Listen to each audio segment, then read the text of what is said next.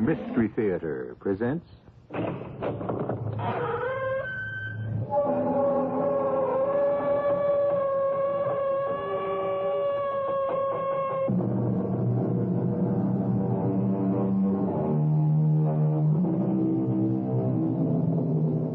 Come in. Welcome. I'm E.G. Marshall, at my usual stand. 5,000 years ago is just a minute ago, a blink of the eye to some men. To them, the morning of the world is just a tick of the clock away. They are that small group of scholars and scientists known to the rest of us as archaeologists. Men and women who coax the secrets of the past out of the bosom of an ancient earth, who scratch the long-hidden wonders of antiquity from a soil grown hard with time. Your shop is filled with so many strange and beautiful things. Might you possibly have any samples of pottery? Ancient pottery. I have many such beauties, sir. Local ones? Even fragments, broken pieces? Discovered in some long-forgotten cave or excavation? Something... like this? Sir, if you know what is good for you, leave my shop at once. What's wrong? Ever since I got here, everyone in this town seems to... Leave, I beg you. I have nothing for you. Go back to wherever you came from. You carry danger with you. You carry death.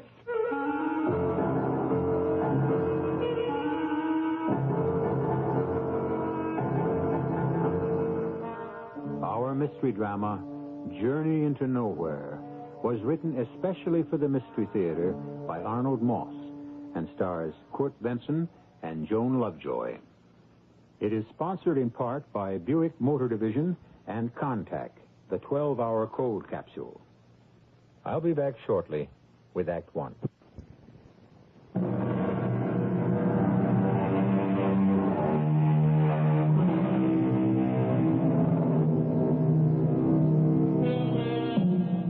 In a far-off country near the Persian Gulf, the sun has been beating down brutally, blisteringly all day. Now, with the day almost at its end, it begins to take on the shape of a huge kettle of burnished bronze. Native workmen have been digging under that blazing sun in the white sands that are hemmed in on three sides by towering black cliffs. For weeks, they have been excavating on the site of an ancient civilization for a group of American archaeologists under the leadership of the distinguished scholar, Dr. Carlo Oresti.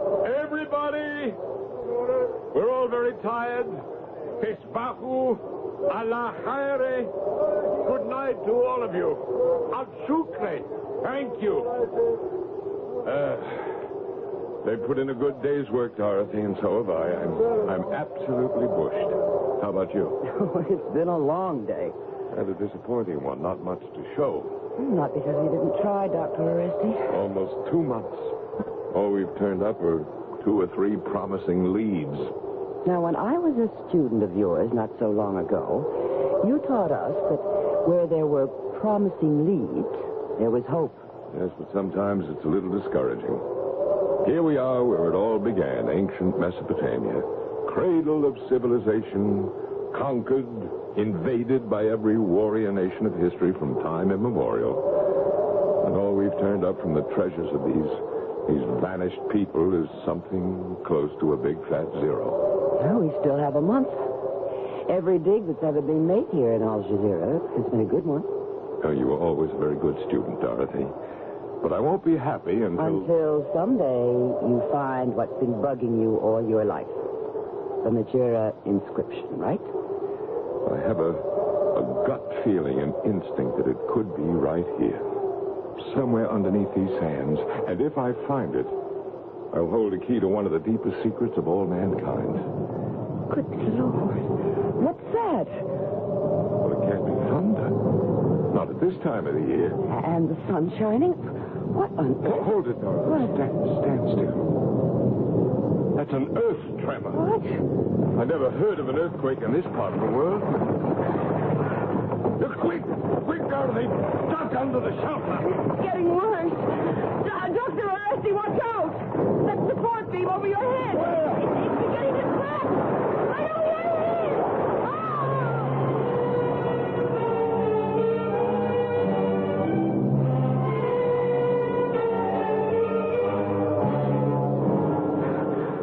Are you all right?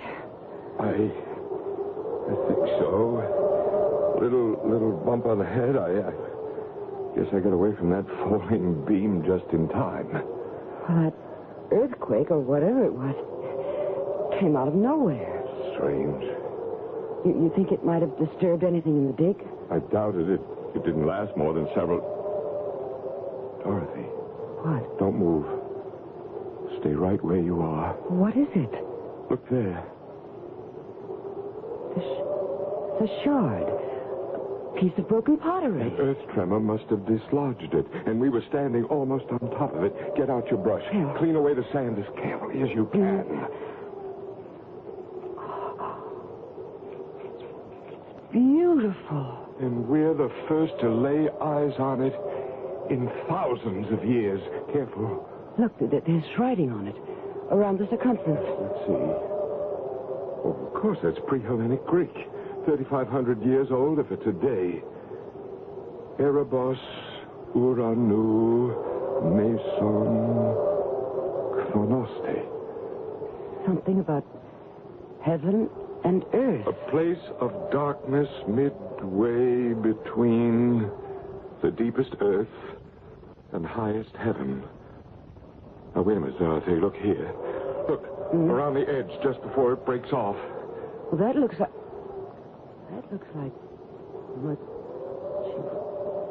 Magira. Magira. Exactly. Dorothy, this is it. It has to be.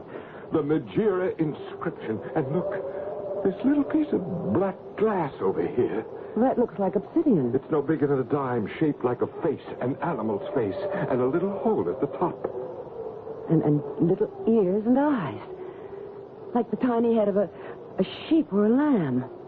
Dorothy, you remember from your reading who Magira was? Well, one of the goddesses of vengeance, wasn't she? The principal one, the spirit of revenge, able to confuse and benumb men's minds with a potion called Nephalia.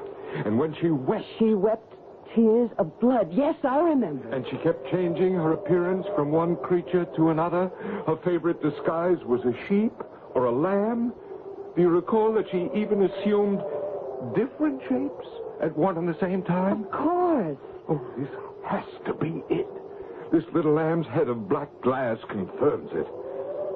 Now, if I can only find the missing part of this inscription, it could lead to the elimination of everything in our lives that's corrupt and evil. Oh, there's that rumbling again. And it's getting very dark. Doctor, let's get into the jeep and go back to the camp before anything really serious happens. I'm frightened. Tomorrow morning, I leave for the mountains of the west. That's where the whole myth of Magira began. There, this piece of broken pottery may be the passport to the most important discovery a man could ever make.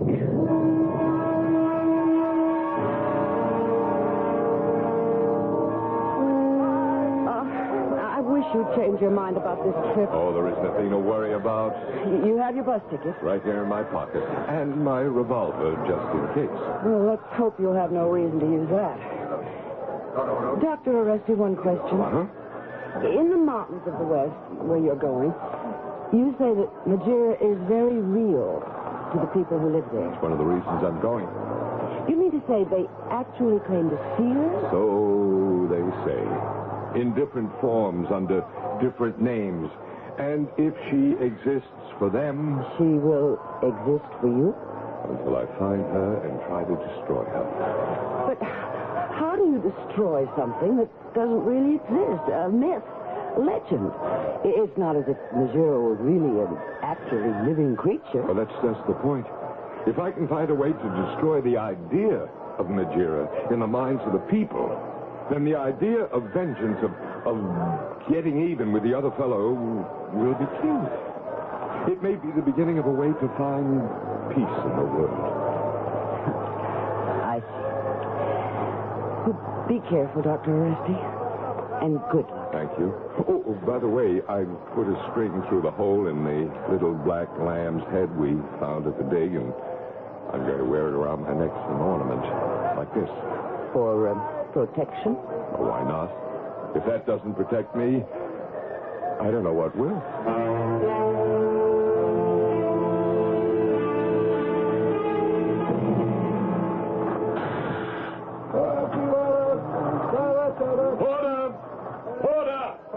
Yashihal! Please carry these for me. In Fandluk! And get me a taxi, please. A taxi! Oh, Porter, where are you going? Well, why are you running away? What's wrong with you? I guess I can carry my own bag, find my own taxi. Tell me about that, Porter. Kind sir. Oh, for the love of Allah. Oh, have compassion for the less fortunate. Here, take this. The blessings of Allah. The blessings of Allah. God go with you always. Save your blessings, good woman, for an object more worthy than I. May all your days. No! Allah protect me. Take your money. May God protect me from all evil. She threw away the money I gave her. Well, what can be wrong? Welcome to the street of the seven silversmiths. Well, where did you... Permit me to introduce myself. Mahmoud bin Said, your most humble servant. Proprietor of this modest shop behind you. House of Mahmoud, rarest curios. Won't you enter and grace my poor establishment with the honor of your presence? Look, Mr. Mahmoud, I just arrived on a bus. It was a long, hard trip. All I want is a bed and a bath and a little rest. I understand perfectly. Won't you please step inside my shop, Mr. Oresti, Dr. Carlo Oresti. Well, if you insist, but just for a minute. Through these curtains, if you please. Welcome. This is my home as well as my shop, you see. May I offer you a glass of mint tea? Well, not at this moment, thank you. Oh, your shop is beautiful. Thank you. And what an assortment. Old Berber rifles, ancient knives, swords from all over the world. All of them razor sharp. Yes, and these strange masks. Grotesque statuettes. Why, with all these wonderful things you have here, would it be possible that you might also have samples of pottery, ancient pottery, shards, fragments, broken pieces that might have been found in this region, in caves, or in an excavation? Like this? A moment until I put on my spectacles. At my age, it's necessary to... Dr. Oresti, if you know what is good for you, leave my shop at once. Well, what's wrong? Ever since I stepped off the bus, everyone in this town seems to... Leave, I beg you. I have nothing for you, nothing. Go back to wherever you came from. You carry danger with you. You carry death. Go. Don't push me, please. Just tell me why and I'll go. Well, why does everyone run away from me? And what are you talking about? I carry danger. I carry death. That talisman, the little animal head you wear about your neck, you know its meaning. It is one of the faces of Magira. This is why people run away from you. You terrify them. Well, then I'll take it off. You are trying to destroy Magira, correct? Abandon your search, for she will destroy you first. I am not frightened. You should be. My people are, and they know. They know Magira. She fills them with a terror that cannot be measured. You are familiar with her weapons? I think so. The tears that are not tears of salt, but tears of blood. The potion that dulls the senses. The many different shapes that she assumes to confuse you. especially that of the black lamb. I know them all. And you know that above everything else, Margiera will stop at nothing to keep her secret hidden. The secret you are trying to uncover. I know the risk is great, and I'm willing to take it. What was that? Who's laughing? What laughter? I hear nothing. I could have sworn I heard the voice of a girl, a young girl laughing. You imagined it, I am sure. Now, if you will permit me to show you a few of my treasures. If you will look over your head, just above the chair on which you're sitting. I see it. A coat of mail. No. Next to the coat of mail. What's that? That stuffed animal head mounted up there on the wall. Oh, no.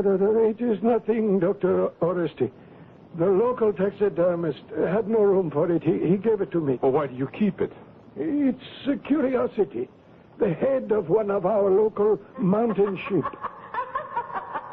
That laughter, it seems to be coming right out of the mouth of that lamb.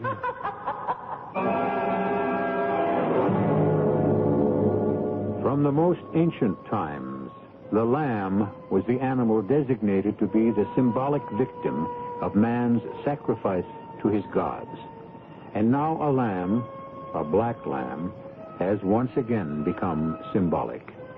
Only this time, for Dr. Carlo Oresti, it seems to have taken on a feeling of evil. But evil or not, it may lead him to the unraveling of a secret he thinks could begin to change the course of all mankind. I'll return shortly with Act Two.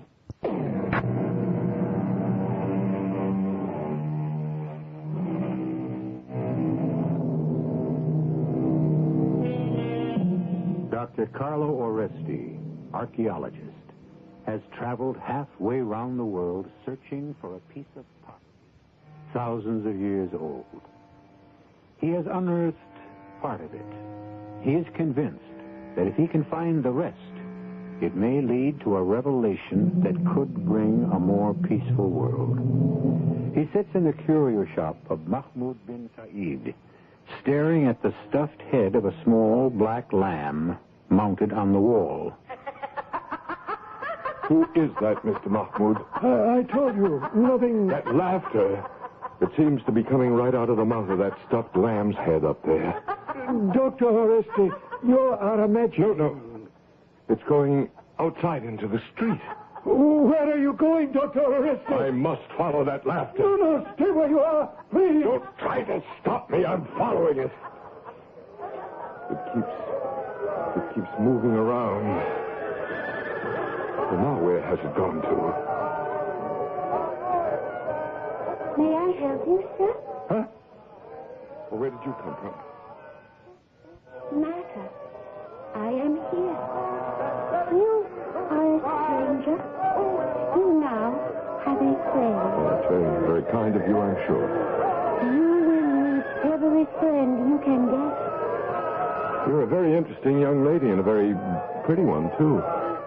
Beautiful, long black hair. Your words are most generous. Who are your parents? Where do you live? And, forgive me, please, but have you no better clothes than these that you wear? You question much. My parents, who knows? I live where I wish. These torn rags, I prefer them. Why have you come to this place? What are you hoping to find here? My work brings me here. I'm looking to uncover one of the deepest secrets of the world. What I should be looking for at this moment is a place to sleep. I've traveled a long way. I'm tired.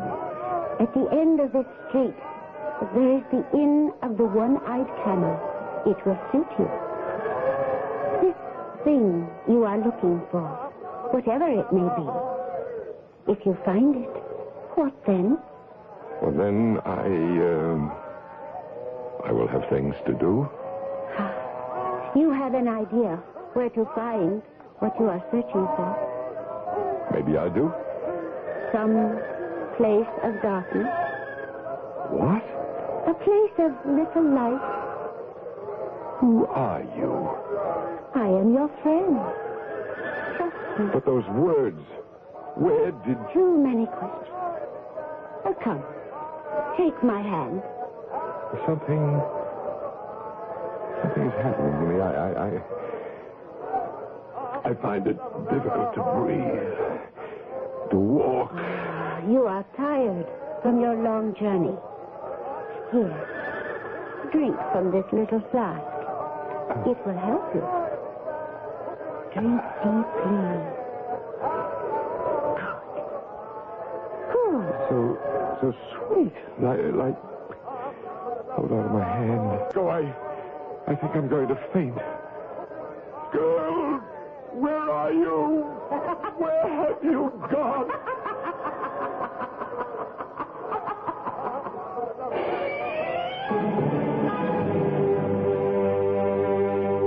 Erebos, Uranu, Mason, a place, darkness, midway. No, don't try to move. Be quiet, Dr. Oreste. You will be well. Well, who are you? Well, you're the man from the curio shop. Mahmoud bin Said at your service. What happened? I left your shop looking for a place to sleep. I know. Well, where am I? What place is this? You are in my humble home, at the back of my small shop. You are welcome. Well, how did I get here? You are taken ill. Momentarily. You fainted. In the street. I remember she gave me something to drink. Who gave you something to drink? As I left your shop, a young girl came up to me. She seemed to know what I was here for. What else? Why, I asked her who she was. She took hold of my hand. I grew dizzy. And she gave you something to drink, very sweet. Yes. And then I just passed out. I have done my best to warn you, Doctor. She knows why you are here, and she will do all in her power to destroy you. Dr. Oreste, go back to your own country. Well, what are you talking about? I am talking about Magiera. Who else? Are you telling me that the young girl in the street... Rest quietly, sir. I will go bring you some cold water to drink. I shall be but a minute. It's so dark in here I can hardly see. Is it night? You? The girl who... How do you feel? What did you give me to drink? A small drop to warm the mind, the heart, the soul. Well, where are you? I can't see you. It's grown so dark. Here, at the back door. Rise from your bed and follow me. Follow me and trust me. Here is the cold water, Dr. Oreste. How did she get in here? Again? You saw her again? She was right here beside the bed. Sir, I fear most gravely for your safety. I'm not afraid, Mr. Mahmoud. I have a mission to fulfill. More important to you than your life? I've already wasted too much time. I'm going. No, stay where you are. Take your hands off me. Let me up. I plead with you, do not leave this room. I have an appointment, and I'm going to keep it. And where is that? I'm not absolutely certain. All I know is that it's a place of darkness, midway between the deepest earth and highest heaven.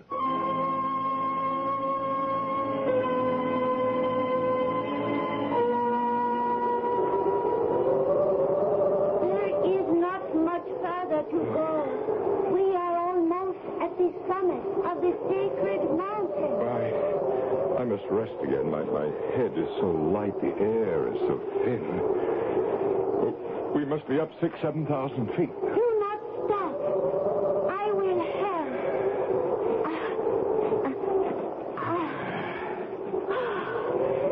There. We have come to the summit, the very top of the mountain. Everything is pitch black. The skies. It is past midnight, and perhaps a storm comes. You will stay here with me? I led you here. I have not the slightest intention of leaving you. Tell me, why have you brought me to the top of this mountain? Because it is sacred to us. Here, sit down beside me on this flat rock. Oh, your hand. It is bleeding. Oh, it's nothing. I scraped it on a rock as we were coming up. I kiss your bleeding hand. The taste of your blood is exciting. Hold me in your arms. Tighter. Now, look into my eyes. I can't. What's wrong? There's a pain in the back of my head. I can hardly see. My head is beginning to spin. It is the height of the sacred mountain. You are not used. Don't let me fall. Of course not, my dear. For you. The very best of care.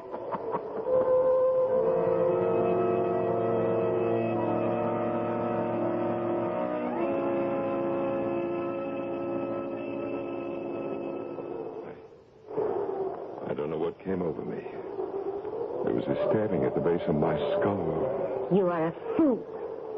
Why do you not return to your own country instead of playing this child's game? Child's game? That piece of pottery you had in your knapsack. How do you know about that? I never told you. Ask no questions. That piece of pottery will lead you nowhere. It is meaningless. It won't be when I find the missing fragment. And you think you will find it? Where? A place of darkness.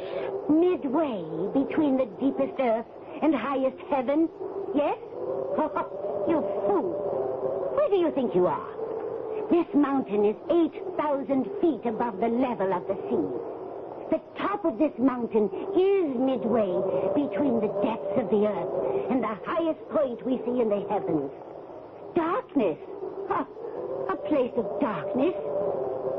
Can you see your own bleeding hand in front of your face, you blundering fool? How dare you talk to me that way? You struck me. You dare to strike me. Look. See what you have done. You're weeping. You have made me weep. Bring your lantern to my face. Tears are streaming down your cheeks. Tears of bright red blood. Now, let me get my handkerchief. I'll wipe the blood from your cheeks. And what else do you see? My very good friend. Your face is changing. You're becoming an ugly old woman with cracked skin, and your hair... My beautiful, long black hair. is turning into writhing, terrible snakes. Their jaws are filled with poison, which they will spit at you. Hold me in your arms, as you did before. No, I can't. Caress my shining black hair. Black hair. They're squirming serpents. They're spitting out their venom. You want me to die. Dr. Oreste! Dr. Oreste! Are you here? Over here. Dr. Oreste, where are you? I never thought I would make it to the summit. Are you all right, good sir? I think so. How did you know I was here? I knew the danger. I followed you. Where is she? Has she gone? The girl, again. I came close to losing my life. I think I would have if you hadn't come when you did. Fortune has been kind this night. Now, after I catch my breath, we had best go back down. The dawn begins to lighten in the east. And, sir... Yes, Mr. Mahmoud. Would you like to take our little friend with you. What friend? Where? Lift your light a little higher. There, on that flat rock. A beautiful little black lamb. I'll carry it down to the village. It just... Where is it? Where did it go? It disappeared.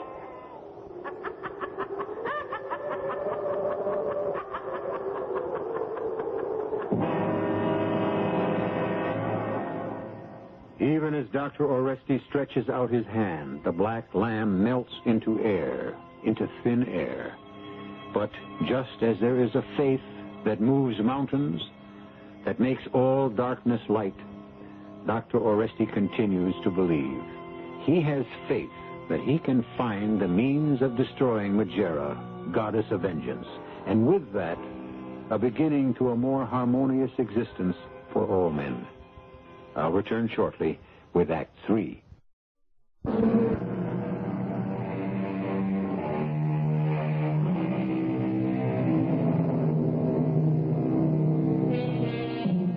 A philosopher of the Middle East has said that revenge is a luscious fruit, which, like the pomegranate or the persimmon, takes a long time to ripen.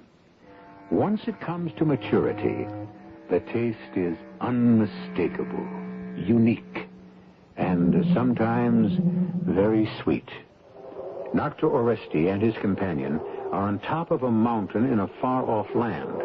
A strange girl has been with them and has vanished. Then, for an instant, there was a small black lamb. As suddenly as it materialized, so suddenly it disappeared. And then... Look, Mr. Mahmoud. The lamb's back again. I don't understand. Where did it come from? Where did it go? Bring your light a little closer, sir. Right near its head. Oh, so do you see anything peculiar about this little lamb? Its eyes. It's as if blood had been dripping from its eyes. Like tears. Tears of blood. Are you telling me, Mr. Mahmoud, that this little animal... I tell you nothing, sir. She was here, Mr. Mahmoud. After a time, we quarreled. She tasted my blood. She embraced me. And she tried to suffocate me.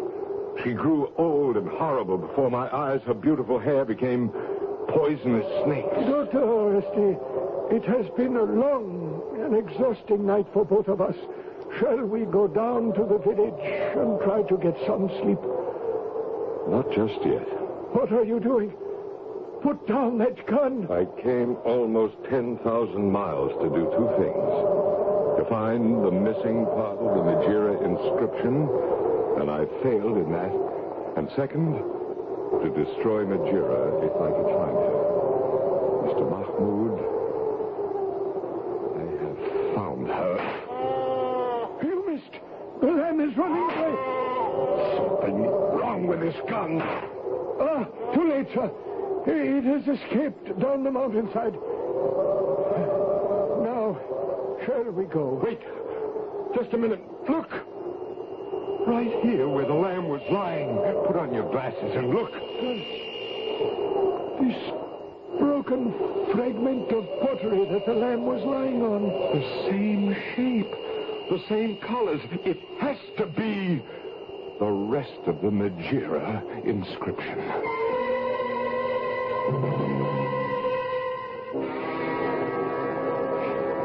Oh, watch carefully where you place your feet, Dr. Oresti. These mountain paths can be most treacherous. Thank you. I'll be careful. How much farther do we have to go?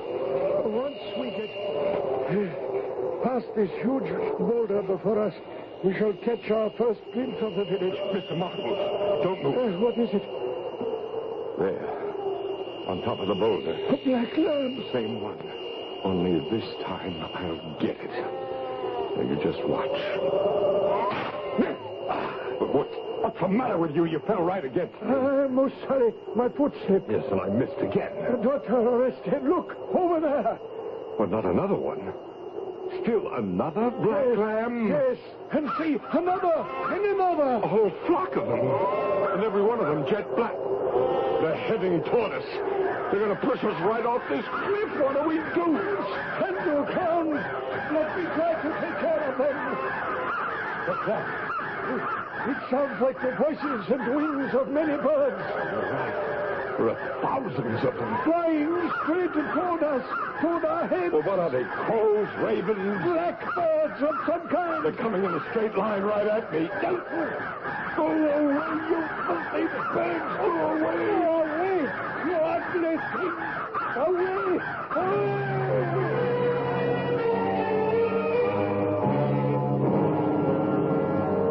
Another glass of hot mint tea, Doctor. Thank you.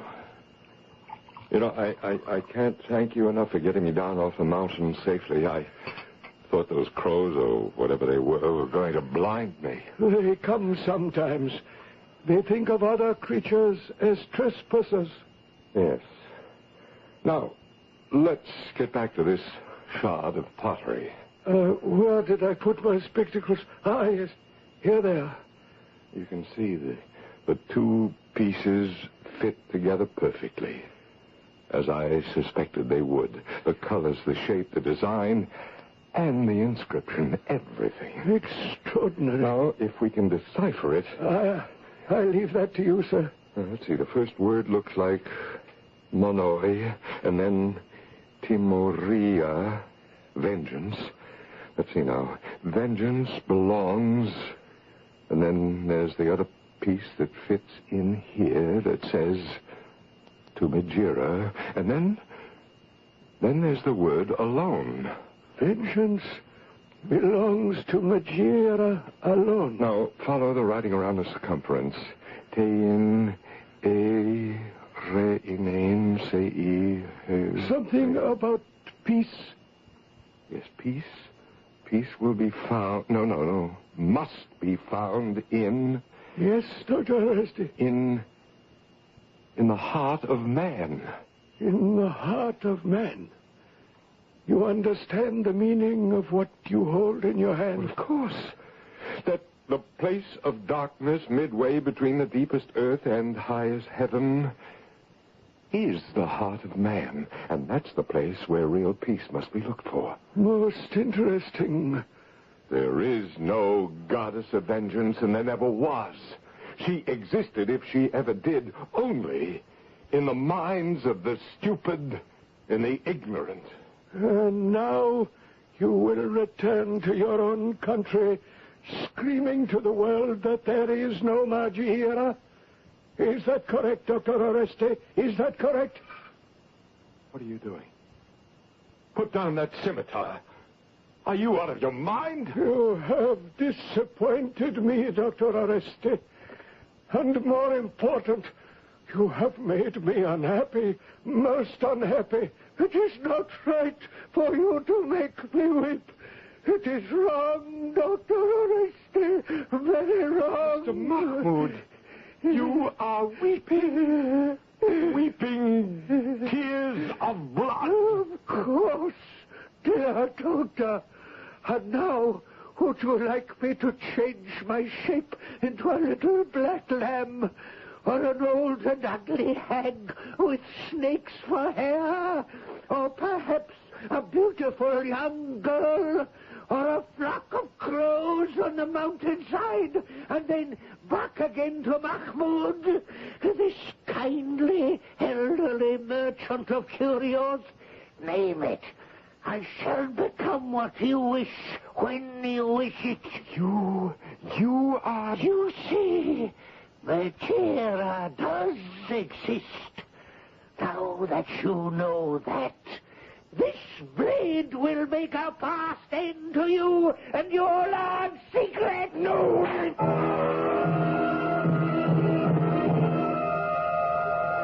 You there! Police! Police, come! Come quick! What is it, sir?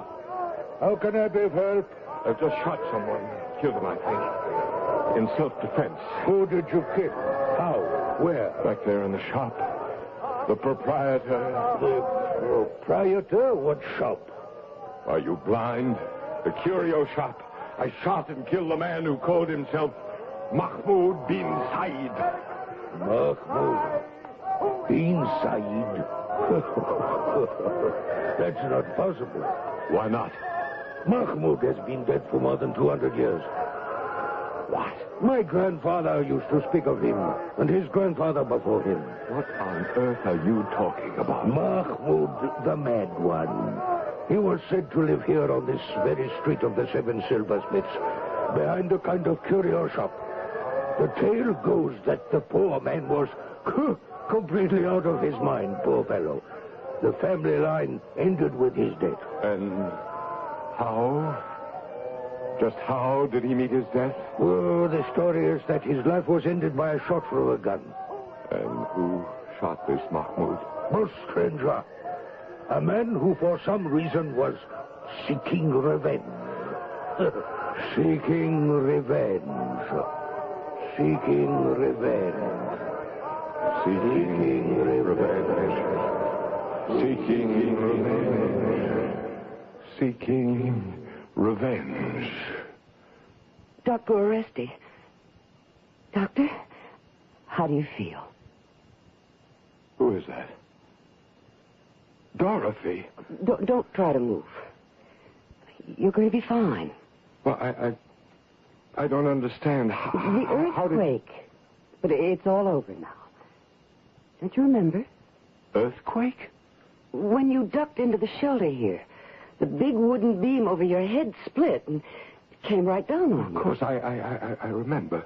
I tried to get out of the way, but I couldn't. No. You had me worried there for a bit. You were out cold for a good whole minute. A minute? You mean all that happened in just 1 minute? All what happened? Well, thanks to that conk on the head, I've been off on a very fascinating trip. A voyage to nowhere. Whatever that's supposed to mean. But tell me something, Doctor. Yes? That little thing you're wearing on a string. Where? Around your neck. Looks like the head of a little black lamb. I've never seen that before. Well, neither have I. How do you suppose it got there?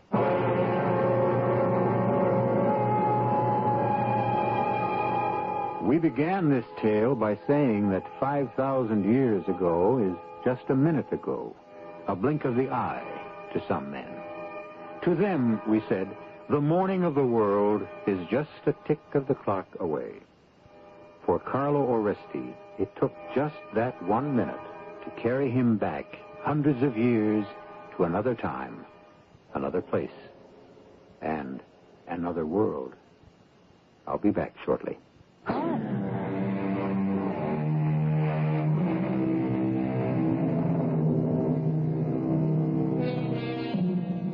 I have read that there are a good many far-off places where they still devoutly believe in things like a goddess of vengeance, who, to confuse the people, changes her appearance at will into any number of different shapes, even into several different forms at the same time. I'd love to see that for myself sometime, with one reservation. I'd like to get there by the usual means of transportation, and not by a zonk on the head. Our cast included Arnold Moss, Joan Lovejoy, Court Benson, and Evie Juster. The entire production was under the direction of Hyman Brown. And now, a preview of our next tale. Did anyone examine you? Well, an intern looked at me and asked me to wait, only I couldn't, you see. Why not? Well, because I had to find somebody. I didn't remember who or where to begin, except with this. What is it? Just a piece of paper, like from a phone pad with a number. 380. What do you think it means? A room, maybe? There's no such room number in this hospital. Oh, I thought maybe it might be the old lady's. What old lady? I don't know. What was the old lady's name? I don't know. What is your name, miss? But that's the whole trouble, don't you see? I don't know that either. Radio Mystery Theater was sponsored in part by Anheuser-Busch Incorporated, brewers of Budweiser. This is E.G. Marshall inviting you to return to our Mystery Theater for another adventure in the macabre. Until next time, pleasant dreams.